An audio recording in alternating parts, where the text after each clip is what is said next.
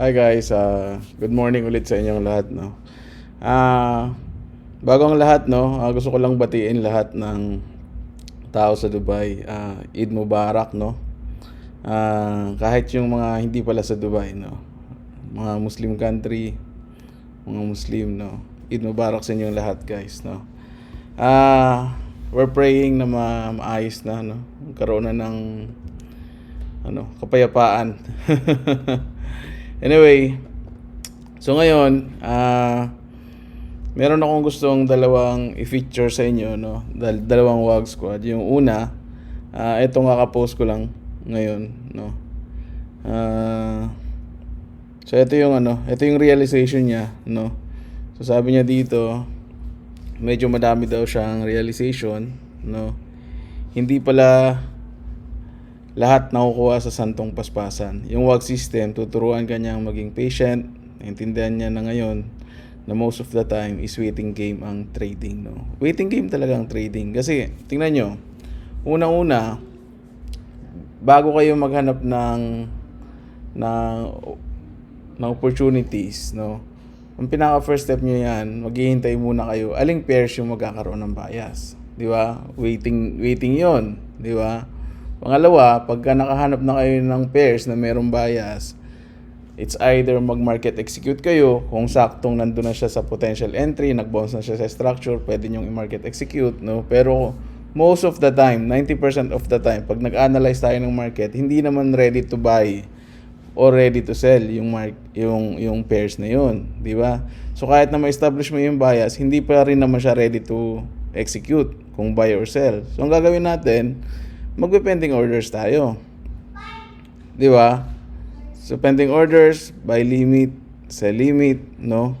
Kung nagbe-breakout play ka, pwede ka mag-breakout play after consolidation patungo sa sa continuation ng bias. Pwede 'yon, no? Pero ang point ko lang, maghihintay ka pa rin. Okay? Ngayon, kung halimbawa after tamaan na yung pending orders natin, okay, it will take hours bago tamaan yung pending orders natin. Pag tinamaan yan, maghihintay ka na naman.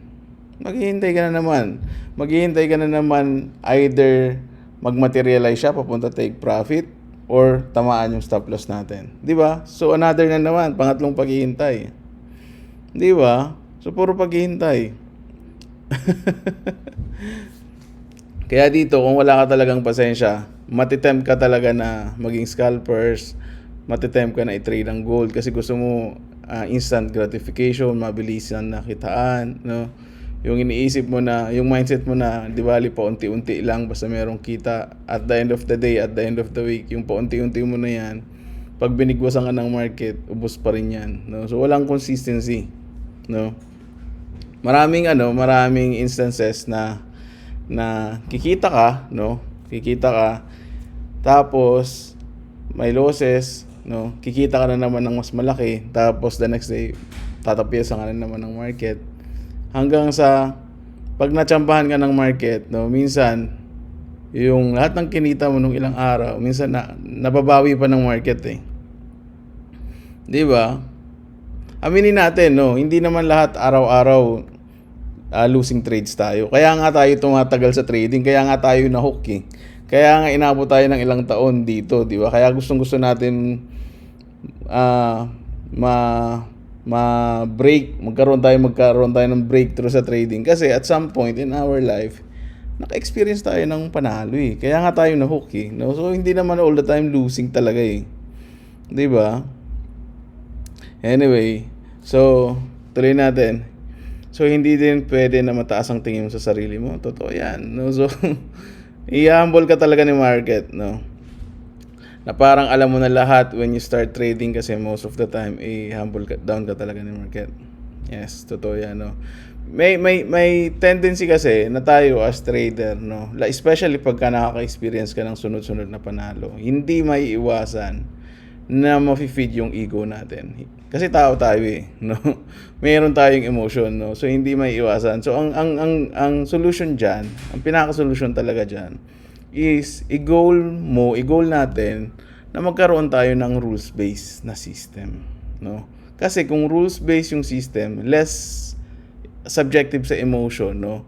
Kung rules-based yung system, Dapat ang mindset mo dyan, kaya ka nananalo dahil dun sa rules, dahil dun sa system, hindi dahil sa iyo or dahil sa minsan kasi, no, paano ko ba explain?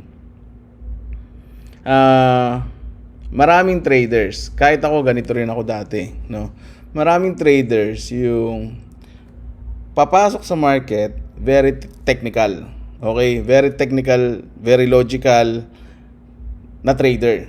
Okay? Maraming traders na ganyan. Bago pumasok sa market, mag-a-analyze, structure-based approach, very logical mag-isip, very structural mag-isip, very technical. Okay? Ang problema, pag nakapasok na dun sa trade, pag nakapasok na sa market, dun sumasablay yung karamihan traders. Kasi, pagpasok, technical trader. Nung nakapasok na, hindi na siya nagiging technical trader. Nagiging emotion-based trader na siya. Nagiging gut feeling trader na siya. No? Magsisimula yan, papasok yan sa trade, maglalagay ng SL, maglalagay ng TP. Pero pag nandun na siya sa actual trade, most of the time, kung emotion-based trader ka, kahit na naglagay ka ng TP, hindi mo rin naman masusunod yan most of the time. Kahit naglagay ka ng TP na 90 pips, pansinin nyo, 20-30 pips pa lang parang kating-kating na kayo i-close yung trade. Di ba? Kasi nga, driven by emotion kayo eh. Di ba? So, yun yung mga challenges ng mga traders. No? Although naglalagay sila ng SL and TP, pero during the process, nagkakaroon ng temptation, i-close yung mga winning trades. Mas nahihirapan yung mga traders mag-hold sa winning trades kaysa sa losing trades. Sobrang ironic, di ba? Sobrang ironic. Pagka losing trades, medyo mas meron pang meron ka pang depensa na iniisip na okay lang, babawi lang din yan bukas. Mas kampante ka pa sa ganun eh. Pero pagka winning ka na, sayang, $20 na yung kanina, bumagsak pa, sayang, sana close ko na. So nagkakaroon ng dilema pagdating sa mga ganun.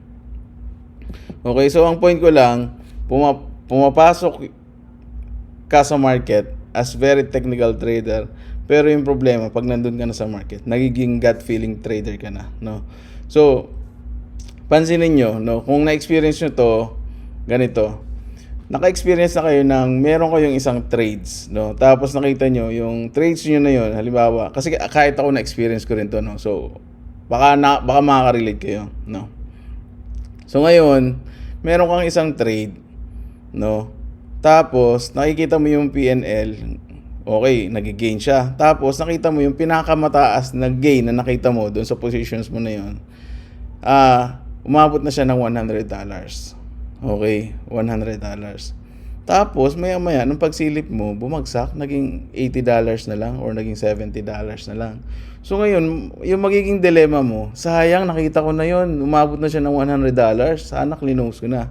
Pero anyway, no, alam ko kaya niyang maabot yung $100 kasi nakita ko na umabot na ng $100, no. Sige, maya-maya, bantayan ko lang to. Pag bumalik to ng $100, i-close ko na to. Ite-take profit ko na to. Te-take home ko na to. So, in that process, kung mapapansin nyo, hindi ka na logical trader. Sa totoo lang, base ka na sa gut feeling mo. Hindi na siya logical, hindi na siya systematic na approach, no. Ang logical na approach doon, dapat system-based ka pa rin, no? Kahit na from $100, bumagsak siya ng $80, dapat system-based ka pa rin. Babalik ka doon sa system, no? Anong sinasabi ng system? Kung sinasabi ng system, hanggat merong bias, laban lang yan, ilaban mo siya. Okay? So kahit na bumagsak siya ng $80, kung meron pa rin siyang bias, dapat laban pa rin yon. Ang pinaka-right way na pwede mong gawin doon, trading management. Pwedeng ilipat mo yung SL sa positive side. Pwede mong i-trail per swing. Pwede yun. Yun ang pinaka-the best mong gawin. Pero, ilalaban mo pa rin yun kasi may bias pa eh. Yun yung sabi ng system. Hanggat merong bias, i-trade mo. Kahit bumagsak pa yan ng $80 from $100. No? Baliktarin natin yung scenario. What if pagsilip mo, wala na siyang bias. Pero yung $100 mo, nakita mo, tumataas pa siya, umaabot pa siya ng $120, $130. Ang tamang approach doon, i-close mo na yun. Kasi wala nang bias eh. Di ba? Useless yun para sa akin. Useless yun. Yung nag-hold ka sa winning trades nang wala ng bias. Sabihin mo, pwede pa to, kaya pa umabot to ng 140, kaya pa to umabot ng $150 kasi malakas pa yung momentum. Pero nakikita mo, wala na rin namang bias, wala nang scoring, wala nang panghuhugutan ng ng sentiments yung market based on WAG system Wala nang pinanghuhugutan na bias. 'Di ba? So, para sa akin hindi logical na nag-hold ka sa winning trades, wala namang bias. Mas okay pa sa akin yung na-hit yung SL ko, na stop loss ako, na meron akong pinanghawakan na bias. Mas logical sa akin yun, mas kaya kong tanggapin yun. Kasi alam ko, mas sustainable siya in the long run. Mas sustainable siya in the long run. Yung manalo ka sa isang trade nang wala kang bias, masarap siya sa pakiramdam, pero very, very short term, lang yun. Enjoyment, no? Short term lang yun. Hindi siya sustainable in the long run. Okay? So, salamat din sa pag-open ng third eye. Okay? Hindi lahat ng araw wins. Okay, sige. Basahin nyo na lang to. Nasa post ko lang to. No? So, ayan. So, kinuha ko lang dyan. Yan. So, yan yung performance niya. So, congrats sa'yo, Paps. No? I think, inaabot ka ng 1 month, no? Kung hindi ako nag-aamali. So, yan yung first WAG squad. Balikta. Then, yung susunod is ito. Hi guys, no? So, ngayon, habang nag-edit ako nung na-record ko, ngayon lang, mayroon ako napansin, mayroon ako nakalimutan, isingit, no? So, etong sinasabi ko kanina, saan ba yun? Nawala. Wait lang Okay. So, eto. So, habang nag-edit ako, ngayon, meron ako napansin, may nakalimutan ako i-share, no? So, etong WAG squad na to, yung pinost ko ngayon na naka-achieve ng 30% challenge. Tapos, ito yung realization niya. Ito yung na-record ko, kanina lang, no? So, yung background niya, nung tinitingnan ko, so, nag-first message siya, July 2025. July 3, 2025. So, ang sabi niya, we'll check, bossing, may pagtitingnan ba ako? If karga ng full course, or we'll check muna tong page mo, boss, for further info for me. So, ang sabi ko sa kanya, napansin ko na kagad, no, the way siya magsalita, hindi, bago pa lang siya sa page, no, wala pa siyang idea dun sa coverage ng full course or ganyan. So, ang normal na sagot ko is scout mo na lang yung page and YouTube ko for due diligence. Okay? So, pinapagawa ko muna sa kanya yun, no? Mag-scout ka muna, observe ka muna. Siguro during this time, sobrang busy ko rin, no? Kaya yun lang muna yung pinagawa ko sa kanya, no? Noted, boss. Then, January 2026, nag-message siya ulit. Sir Kai, good PM, magpapa-line up na po ako sa full course. So, from July to January, 6 months. Kaya sabi niya dito, sana po makakuha ng sked, 6 months ko din pinag-isipan yung pagpasok niya sa WAG squad. So, yan yung background niya, no? And then, eto na yung results niya ngayon, no? Nung nakapasok na siya. Okay? Bakit ko sinishare to? Yung ganyan. Okay? Kasi, gusto ko maintindihan ng iba na nag-PPM sa page, no? Although sinasabi ko na rin naman to dun sa ibang mga video ko, ibang mga content ko, na most of the time, pag nag-message kayo sa akin, automated reply yung matatanggap nyo. No? Minsan it will take days, weeks, minsan months, no? Bago talaga ako makapag-reply. Nang ako talaga yung mag-reply, no? Kasi kanina, nag-message sa akin yung admin/moderator ko sa page, no? Sabi niya, Paps, meron akong na-block na account, no? Kasi ini-spam niya yung comment section mo. Okay, sabi ko, sige, tingnan ko mamaya. So ngayon, sinend niya sa akin yung yung comments. Ayan, ito, naka-hide na yung comments kasi naka-block na siya, no? So, Ito yung sabi niya, ang pangit lang dahil may tinatanong ka, parang walang may nakita sa messages mo, nakafollow ka na sa YouTube kahit member na PM ko na mismo, walang nag-reply. Ni isa, hindi ko sana ito gawin dito sa team na ito dahil naka-bad shot lang. Nang magtanong ka, parang tanga ka lang, walang ni isang nag-reply. Namimili ata ang founder na ito ng taong gustong umasenso sa buhay. Gumawa ka pa ng team na ayaw mo lang mag-reply. Medyo nakakalungkot lang, no?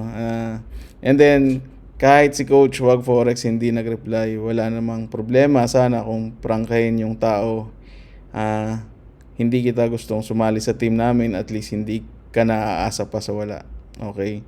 Walang may nag-reply sa tinatanong ko kung paano sumali sa team na ito. Marami na akong message, ayaw ata mag-share ng team nyo guys. No? Okay, lilinawin ko lang sa inyo guys. No? Although nag-o-offer ako ng course, although nag-o-offer ako ng mentoring, no? Pero kasi, paano ko ba sasabihin? Ito kasi yan eh.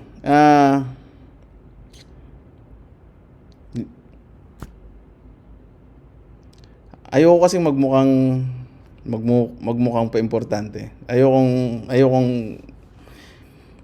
Ayokong ganung image, no. Ayoko magmukhang pa ganun, no. Kasi ganito. First of all, number one, meron na akong pamilya, meron akong asawa, meron akong anak.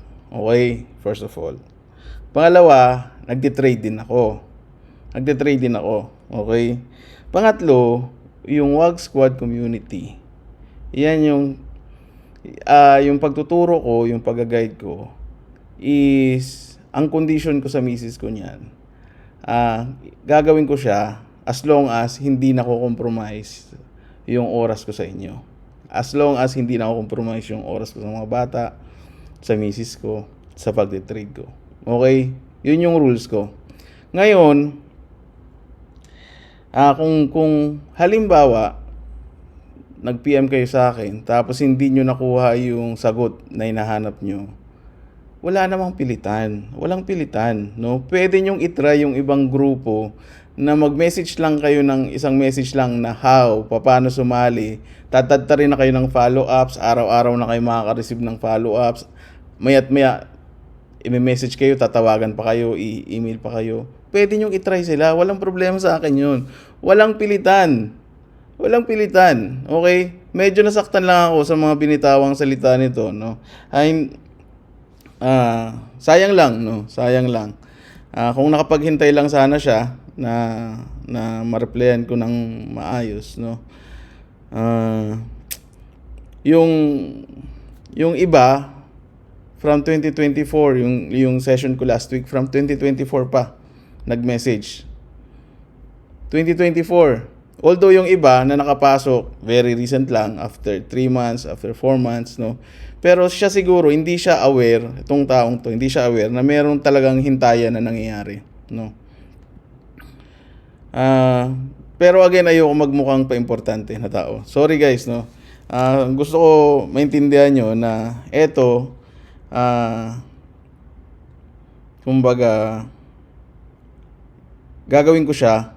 Sabi ko nga, itutuloy ko yung ganitong ginagawa ko as long as hindi naapektuhan yung oras ko sa pamilya ko, sa pagtitrade ko.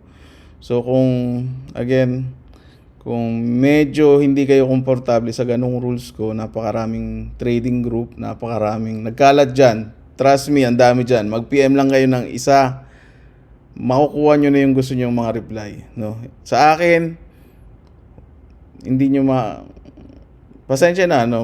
Kasi hindi naman all the time nakatutok ako dyan sa sa Facebook page. Hindi naman all the time. So pasensya na, no. I think yun lang, no. Pasensya ulit. Hindi ko ginusto, nalulungkot lang ako.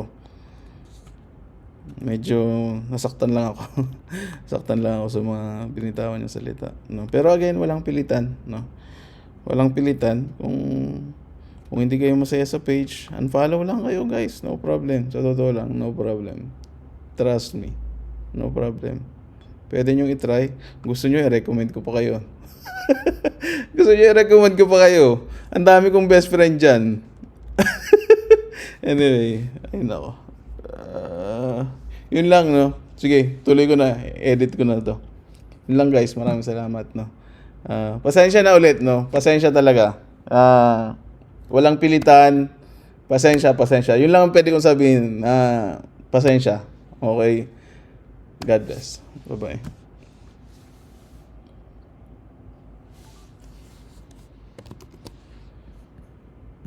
Okay. Ito yung pangalawang WAG squad. So basahin natin Good day po, coach, no? Quick update lang po in my journey. I joined the squad back in September 2025 last year. Baka po nagtataka kayo kung bakit ngayon ko lang natapos yung 30% challenge. Okay, so 2025 pa siya nagsimula sa 30% challenge. Ngayon pa lang siya nag-submit nung pagkakapasa niya sa 30% challenge. The reason is, sumabak po agad ako sa live trading. Nag-live na siya. So, pasensya na po, coach, kung mas pinili kong mag-live agad, not because atat ako, but because gusto ko talagang subukan kung paano nag-work yung system in real market conditions. Back in September, I experienced a huge loss that wiped out a big portion of my gains. So ito, reality check to, guys, na WAG squad na to. Okay? WAG squad na to. Okay? Pero naka-experience pa rin siya ng reality check, no? Na sinasabi niya dito, I experienced a huge loss that wiped out a big portion of my gains. Okay? So no BS, no? No BS talaga. Eto, WAG squad na to, naka-experience pa rin. Okay, sige, tuloy natin. Baka kasi sabihin nyo, puro winning trades lang yung pinupost natin. So, gusto ko, makita nyo yung other side ng story na kahit WAG squad na, meron pa ring chance, no? Na maka-experience ka ng losing talaga. So, asan ako? So, the reason is, sumabak po agad ako. Coach, kung mas pinili kong mag-live agad, back in September, I experienced a huge loss that wiped out a big portion of my gains. Hindi po dahil sa system, kundi dahil sa mindset ko. I was still trading with my old mindset, a gambler's mindset. Doon ko po na-realize na ako yung problema, hindi yung system. I journaled everything and I made a decision to restart, no?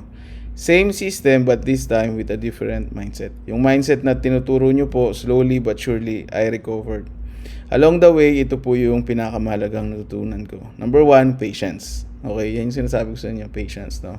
Napaka-importante po nito, patience sa paghihintay ng pullback, patience sa paghintay na ma-hit ang TP, patience to simply sit and wait. Okay? So, medyo, yan talaga yung magiging testing sa ating mga trader, no? Yung paghihintay, yung pullback, no? Kung meron kang pasensya na hintayin yung market na mag-pullback dun sa pending orders mo. Then second test sa'yo is after ma-hit yung pending orders mo, meron ka bang patience ulit na mag-hold sa open positions habang nag-gain yung market or habang naglo-lose yung market. Meron ka bang ganong psychology na panghawakan yung bias? Okay? So yun yung sinasabi ko kanina na much better na ang hugutan mo ng motivation is yung system, yung bias. Kung meron pang bias, ilaban mo yan. At least, hindi siya based on your gut feeling decision. Based siya dun mismo sa rules. Okay? This became part of my edge. So, second, discipline. Discipline sa tamang lot size at system. Dati po, mataas ang lot size ko. Ngayon, na-realize ko na hindi mo kailangan ng malaking lot size. Kailangan mo ng tamang sistema at consistency. So, another problem ng maraming traders, no? Proper lot sizing. 101 yan. Actually, dapat, bago natin pag-usapan yung strategy, any strategy, dapat 101, marunong ka sa risk management and money management. Okay? 101 yan. Essential yan. Okay? Ngayon, na-realize ko na hindi mo kailangan ng malaking lot size, kailangan mo ng tamang sistema at consistency. The WAG system is simple but it requires discipline to follow. Most of the time, no, yung nakikita ko na nag-i-struggle na WAG squad is kapag natitempt sila i-mix yung system dun sa mga dati nilang ginagawa. Chinachop nila yung rules, yung WAG system rules na binibigay ko. Tapos, tinatry nila i-incorporate dun sa mga dati nilang ginagawa. Dun ko napapansin na medyo mas nagkakaroon ng struggle yung WAG squad. Kaya minsan yung iba, napapansin nyo na zero knowledge, tapos nakapasok sa WAG, wala, kumbaga first coach, first mentor, si WAG Forex, tapos nagkaroon agad ng ganong result. Malaki yung chance kasi na hindi pa masyado polluted yung utak niya. Isa lang yung system na alam niya, wala siyang pagbabanggaan, wala siyang possibility na ma-mix yung system. Di ba? So, third is trading psychology. Ito po yung pinakamalaking pagbabago sa akin. May mga araw na walang galawang market and I'm completely okay not trading. Yan. Another struggle na naman yan ng mga, hindi lang WAG squad, no? Majority ng traders, no? Yung may mga araw kasi na matumal. Kaya lang kasi, especially kung bagong traders ka, ang gusto mo, action every day. Action every day. Kaya nga, ang iba, pag bagong trader, gustong-gusto nila yung gold kasi ma-action yung gold eh. Diba? Kaya lang nadadali sila sa proper lot sizing. Anyway. And I'm completely okay na trading. With this system, naging mas kalmado at confident ako. Ibang klaseng confidence. Walang kaba, sobrang laking bagay po nito. For the first time in my trading journey, I became consistently profitable. At masasabi ko pong hindi ito tsampa because the system truly works. Na-hit ko na rin yung second milestone ko this February, reaching a 40K account. Uy, nice. Congrats. Okay. So, yun yung second milestone target niya. Yung ma-hit niya yung 40K. Na-hit ko na rin yung second milestone ko for this February, reaching a 40K account. Good. Very nice, Paps. Congrats. Dati, pinapangarap ko lang ito. Ngayon, totoo na. Hanggang ngayon, parang hindi pa rin ako makapaniwala. And this March, I made my first ever withdrawal. Ibang level po yung fulfillment. Hindi lang sa pera, kundi sa journey. Coach, I consider you one of my biggest blessings in 2025. Pati po, wife ko, ganun din ang sinasabi. I am truly grateful to be part of this group and to have you as my mentor. Napakaswerte ko rin po na nakilala ko kayo personally. Nagkita kami sa trade sa meetup nung isang araw lang, nung isang gabi. Okay. Napakabuti niyo pong tao. Sobrang blessed po namin sa WAG squad na kayo ang mentor namin. May God bless you abundantly, Coach, at sana mas marami pa kayong matulungan, lalo na mga OFWs na makauwi at maabot ang financial freedom through your system. Maraming salamat po, Coach. Okay, so ito yung sinend niya. Coach, wag nyo na lang pong pansinin yung DD sa live account ko kasi nasunog na po yung account na yan. So ito yung account niya na nasunog na dati, yung sinasabi niya. So tingnan natin. So 2026, ito yung performance, no. Kumita na siya ng, ito yung monthly. 2025 to. So 2025 performance. Okay. Yan. Tapos next, ito yung 2026. Okay, so 2025 yung okay. Nag-start ka ng June. Okay, negative $234, gain 31, 36, minus 900, tapos kumita ka ng 22, 66, 10. Tapos 2026 kumita ka ng 15, 7, 7. Okay. So ito yung account na sinasabi niya na nasunugan na, no? Tapos nag-deposit ulit siya ng bagong kapital. Kaya malaki yung drawdown kasi nasunog na yung account eh, no? Nag-second round na siya dito. Yan, so real yung account. Okay. Tapos yung deposits niya, 21 yung total deposits. 21,589, no? Pero yan na yung lahat. And then nakapag-withdraw na siya ng $14,000, no? Ano to? Hindi siya cent account, walang cent account yung IC Markets. Okay, so ano yan? Kung $14,000 times 60 yan ngayon. Okay, so tingnan nga natin kung ilan yung ano. Profit na lang, 47,973. 47,973 USD to PHP. So kumita na siya ng 2.8 million. 2.8 million yung ganita niya. Okay, so balik tayo dito. Tapos nakapag-withdraw na siya ng 14,000 USD to PHP. So nakapag-withdraw na siya ng 800,000 pesos. Okay, sige, balik tayo dito. So ito yung ano, ito yung nag-start siya ng June. Okay. Pero nung nasunog yung account niya, konti lang naman dito pag tinignan natin. Ito lang yun nung September. Dito siya nasunog. So nung nasunog siya, nasa 900 lang yung capital. Ayan. Kaya yan yung time na umabot ng 96 yung drawdown. Okay. I see. Ayan. So from September, unti-unti na naka-recover yung account. Kung makikita nyo, hanggang ngayon, March 17, continuous na, consistent na yung pag-angat ng capital. Okay. Tapos, ito naman yung coach, pasensya na po kung euro yung nagamit kong currency. Okay. Nung nag-open siya ng account, euro yung nailagay niya. Okay lang, Paps, no problem. So ito yung report niya sa 30% challenge, no. Yung 30%, yung drawdown 1.25, no. So congrats, Paps, pasado ka na sa challenge, no. Pwede na tayo yung mag-proceed doon sa next lesson. Pwede na tayo mag-proceed doon sa next lesson. Ano kasi, prerequisite kasi, no. Hindi tayo magpo-proceed doon sa next lesson. Hindi ko ibibigay yung next lesson hangga't hindi kayo nakakapasa doon sa 30% challenge. No? Medyo challenging siya pero it's a very good challenge, no? Kasi it will help you to grow. It will help you to grow. So, congrats, Paps, no? Pero mas interesado ako dito sa live account mo. No? Kasi kumita ka na ng 2.8 million. Congrats, no? And then welcome din, no, sa pag-appreciate nyo mag-asawa, no.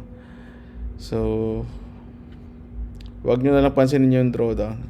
No problem, it's part of the story, Paps, no. At least nakita natin yung pagbagsak ng account, which is negative $900 lang naman. Kumpara naman sa inabot ng account ngayon, yung bounce back mo ang layo. Ang layo, 2.8 million yung bounce back, di ba? So okay lang yan. At least pinapakita natin, no, hindi lang puro positive. At least pinapakita rin natin yung merong mga negative na nangyari.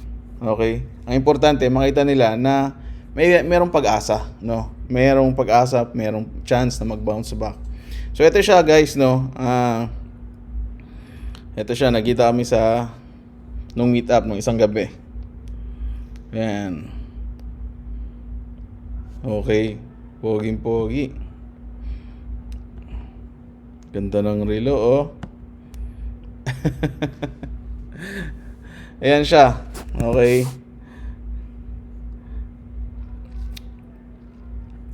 All glory to Him, Coach. Ayan. Tapos, ano pa ba?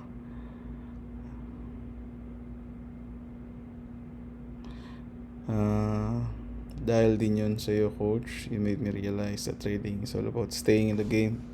Binago niyo po the way I see trading. Maraming salamat talaga sa'yo, Coach. I will cherish this, Coach. Update ko po kayo pag na-achieve ko po yung third milestone ko. Ano kaya yung third milestone niya, no? 60, 70, or 80? 90, hindi ko alam, no? Basta ang sabi niya, second milestone na target niya is 40,000. Okay, so ito siya. Yan.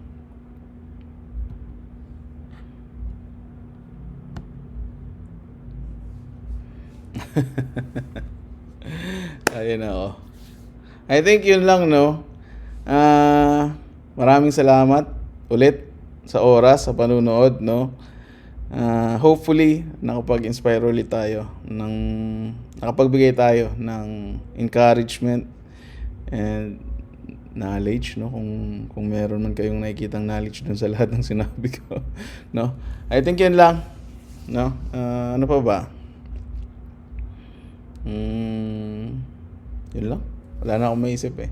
Maraming salamat guys sa oras and God bless everyone. More peeps to you guys, no? Ingat kayo dyan. And yun lang. Bye. God bless. Bye-bye.